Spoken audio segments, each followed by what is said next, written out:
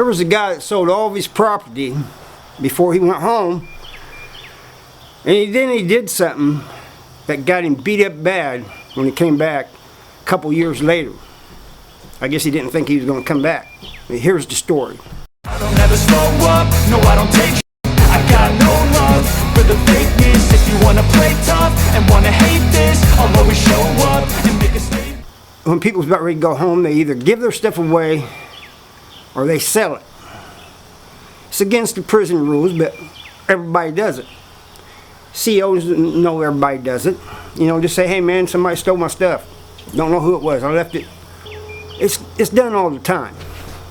Nobody really thinks anything about it. So one day there was this guy in our wing, and Shoestring's in my wing. Remember that? Remember Shoestring? And he goes around telling everybody he's about ready to go home, which he really shouldn't be doing that anyway. He's selling his stuff, his stereo, his TV, his cassette tapes, all these different things, some of his clothes. What we didn't know at the time was that he was writing down who he sold what to, and so on the day he left, he gives the CEOs this paper. It has the list. He goes, you can find all my property in these cells. CEOs come in, and he was already gone, you know, and they just started getting his stuff. TVs and all this and that. And everybody's like, what? You know? This CEO told everybody. Well, he didn't tell everybody. He told the people he was, they was getting the stuff from. Hey, the dude left. He told us where to find the stuff at. So, everybody's pissed. Now, Shoestring had bought a TV. Shoestring, I think he got money in, but he didn't get a lot of money in, so he bought a TV for like 50 bucks. You know, one of them little 13-inch TVs. Well, everybody's mad and in an uproar. Nobody thinks anything about it. You know, over time, people forget about it.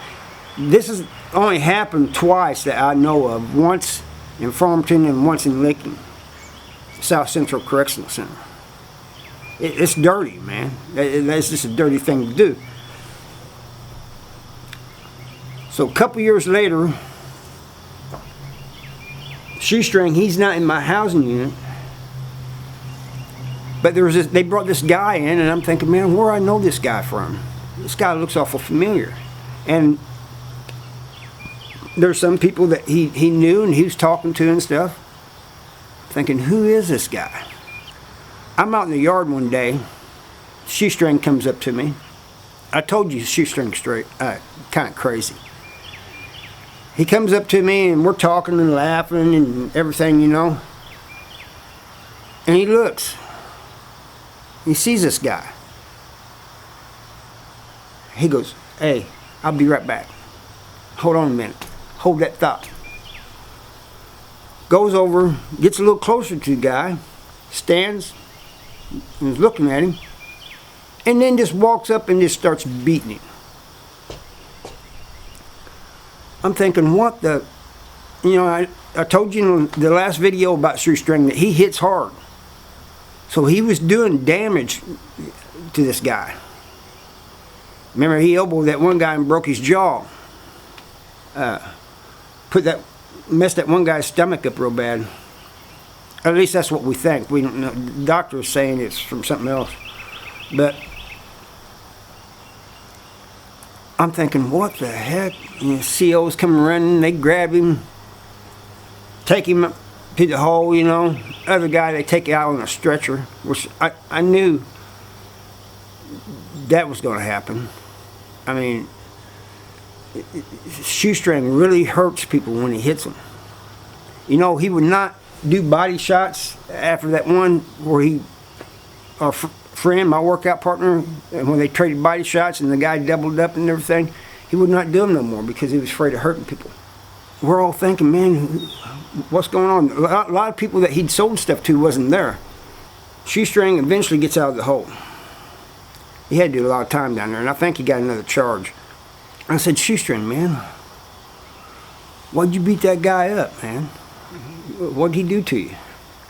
He goes, man, he's the one that sold me his TV and then, you know, sold all his property and then told his COs where to find everything. Oh, that was him. That's exactly who that was. This goes to show, man, that, you know, you screw people over, you never know what's going to happen, you know. It's going to get back to you sooner or later.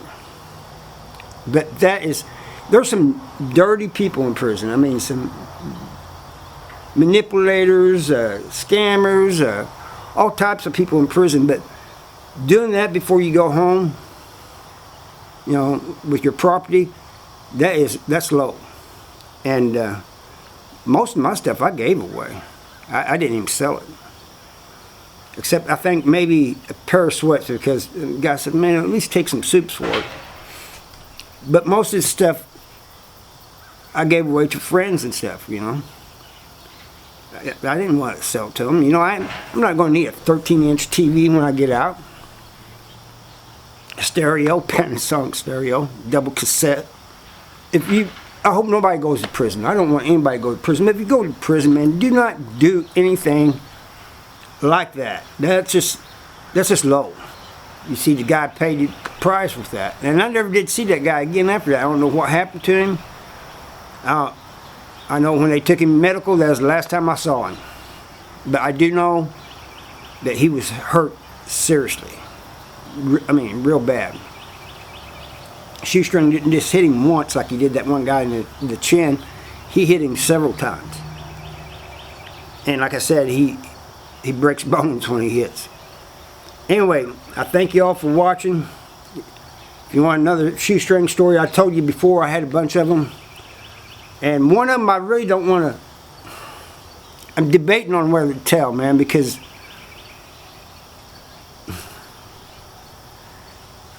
it's just a weird medical thing. See you next time.